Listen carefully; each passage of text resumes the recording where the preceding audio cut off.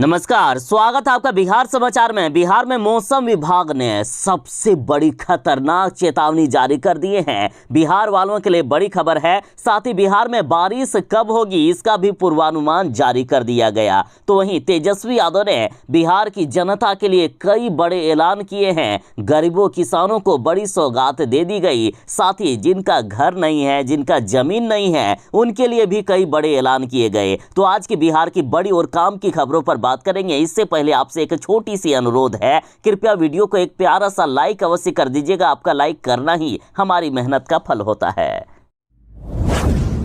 बिहार में मानो आसमान आग उगल रहा हो। बिहार में सबसे ज्यादा गर्मी के दिन आ गए। बिहार में हीट वेव जारी कर दिया गया है और हीट वेव ने 11 वर्षों का रिकॉर्ड तोड़ दिया। बिहार में गर्मी का रेड अलर्ट जारी कर दिया है। बिहार में ये गर्मी अब मौत का दूसरा नाम बनते जा रहा है। इतने ज्यादा लोगों की मौत हो रही है कि शमशान घाटों में जगह भी कम पड़ रहे हैं। और यदि विष्णुपद स्थित मुक्ति धाम यानी शमशान घाट की बात करें तो यहाँ हर 10 मिनट में एक अंतिम संस्कार होता है। एक चिता की आग ठंडी नहीं होती कि दूसरे में आग लग जाता है। बिहार के हर जिलों में लोग मर रहे हैं। यदि बक्सर की बात करें तो लू की चपेट में मौत के आंकड़ों में 2.5 से 3 गुना का इजाफा हो गया। बिहार के 10 जिलों में तो वार्म नाइट अलर्ट जारी कर दिया गया है और अगले 48 घंटों में 36 लोगों की मौत हो गई है। शमशान घाट पर लग रही है लाशों की कतार।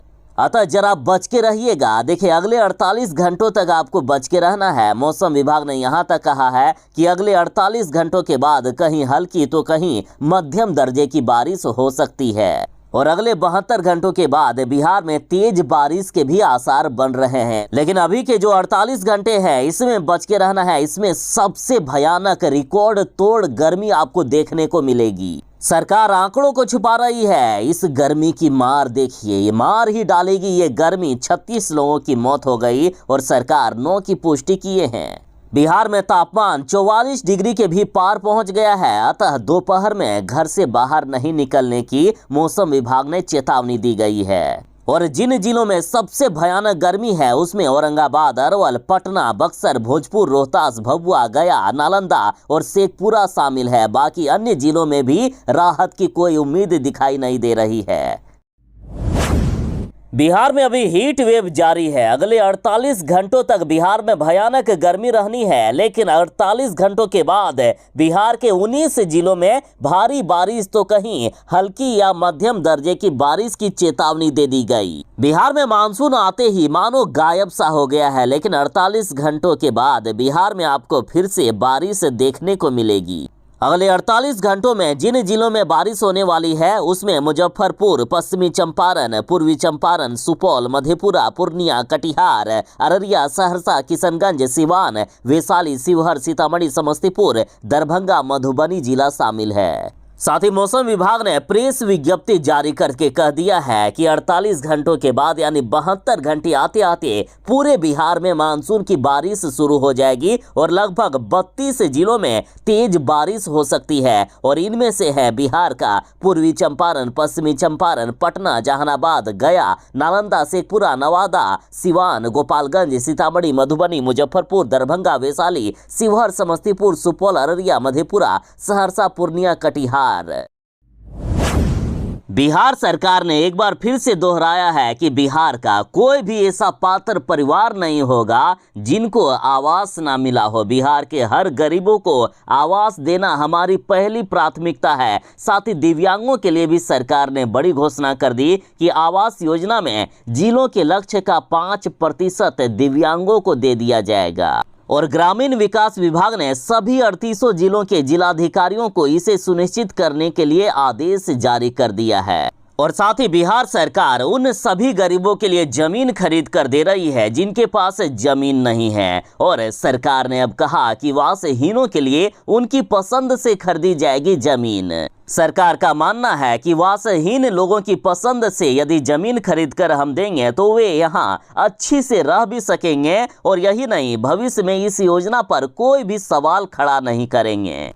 और इस पर तेजस्वी यादव ने कहा है कि अभी हमारे पास जो आंकड़ा है उसके अनुसार बिहार के 24,000 भूमिहीन परिवारों को हम जमीन दे रहे हैं। सभी को 5 डिसमिल करके जमीन दिया जा रहा है और साल के अंत तक सभी को भूमि उपलब्ध करवा दिया जाएगा। साथ ही तेजस्वी यादव ने यह भी कहा कि 3 महीने में सर्वे का कार्य पूरा किया जाएगा, यानी फिर से नए स्तर पर सर्वे हो रहा है। और यदि और भी परिवारों का पता चलेगा जिनके पास जमीन नहीं है या बंटवारे की वजह से उनका जमीन खो गया है, तो उन सभी को भी सरकार जमीन दे देगी। मनीष कश्यप से जुड़ी बड़ी खबर है। 27 जून को बिहार आएगा YouTuber Manish Kashyap. Son of Bihar Manish Kashyap 27 जून को बिहार आ रहा है।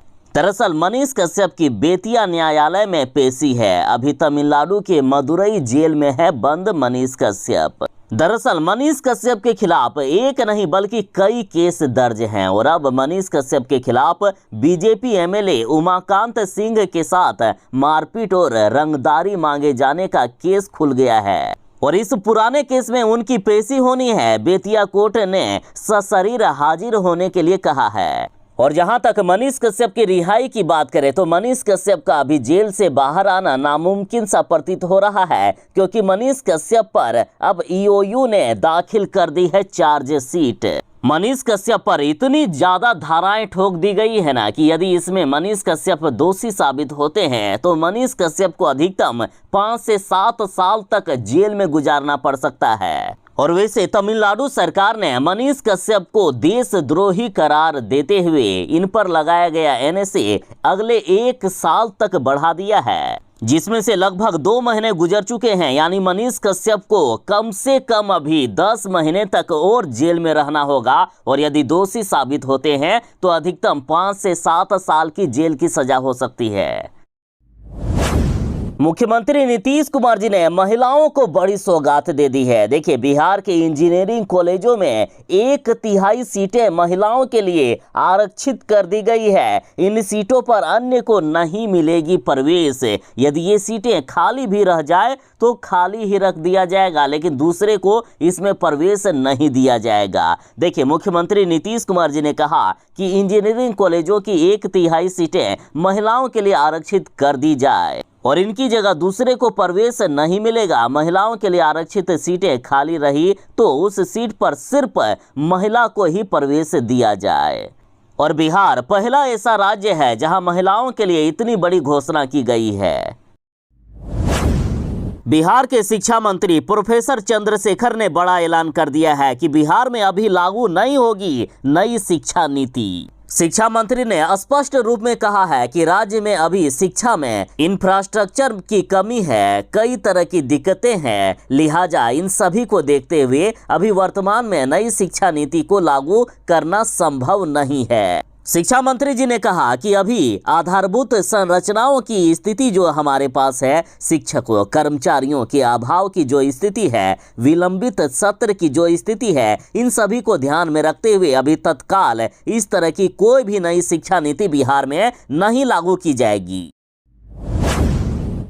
बिहार में जानलेवा गर्मी बढ़ गई है और इस गर्मी को देखते हुए बिहार के हर जिलों में स्कूलों के बंद करने का समय को बढ़ाया जा रहा है। यदि पटना की बात करें तो पटना में 12वीं तक के स्कूल 24 जून तक बंद कर दिए गए हैं। भीषण गर्मी के कारण डीएम ने बड़ा आदेश दे दिया। पूरे बिहार में हीट वेव जारी कर दिया गया है, जिससे बच्चों की काफी तबीयत बिगड़ रही है और इसे देखते हुए 24 जून तक स्कूलों को बंद किया गया है। और आगे भी यदि गर्मी से राहत नहीं मिलेगी तो आगे भी बच्चों के स्कूल बंद किए जा सकते हैं। बिहार में शराबबंदी को लेकर बड़ी खबर आ रही है। शराब छापेमारी में बाधा डालने वालों को अब नहीं छोड़ा जाएगा। अब ऐसे लोगों पर मिर्ची स्प्रे का इस्तेमाल करने की मंजूरी दी जा रही है।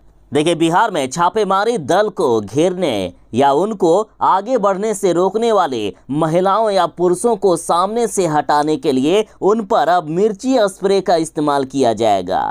उत्पाद एवं निबंधन विभाग ने पहली खेप में 700 स्प्रे का ऑर्डर भी दे दिया है। दरभंगा मेडिकल कॉलेज को लेकर तेजस्वी यादव ने बड़ी घोषणा कर दी है। तेजस्वी यादव ने कहा कि दरभंगा मेडिकल कॉलेज का होगा कायाकल्प। नए भवन में 2500 बेड होंगे। वर्तमान में 569 करोड़ की लागत से 400 बिस्तरों का अस्पताल निर्माणाधीन है। शेष 2100 बिस्तरों का निर्माण अस्पताल भवन के साथ किया जाएगा। पूरे प्रोजेक्ट की कुल लागत लगभग 3200 करोड़ रुपए है, जिससे पूरे उत्तर प्रदेश के साथ साथ आसपास के राज्य के अन्य जिलों के मरीजों को सुविधाजनक और उचित इलाज मिल सकेगा।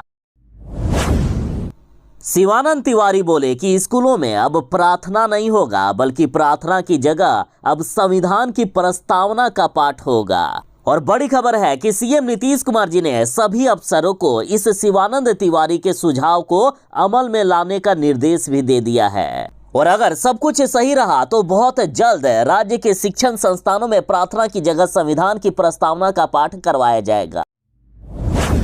बीजेपी नेता नितिन गडकरी को सलाह दी गई कि कांग्रेस में आप शामिल हो जाइए, तो नितिन गडकरी ने जवाब दिया कि कांग्रेस में शामिल होने के बजाय मैं कुओं में कूद जाऊंगा। मैं कुओं में कूदना पसंद करूंगा, लेकिन कांग्रेस में कभी भी जिंदगी में शामिल नहीं होऊंगा। दरअसल भाजपा नेता नितिन गडकरी ने मोदी सरकार के 9 साल पूरे होने के मौके पर महाराष्ट्र के भंडारा में सभा को संबोधित किए। और इस दौरान सड़क परिवहन एवं राजमार्ग मंत्री ने दावा किया है कि कांग्रेस के 60 सालों के शासन में जितने काम नहीं हुए, उसका दोगुना तो मोदी सरकार के 9 सालों में हो गए हैं। साथ ही इन्होंने कहा कि हमें अपने देश के लोकतंत्र के इतिहास को नहीं भूलना चाहिए, हमें भविष्य के लिए अतीत से सीखना चाहिए।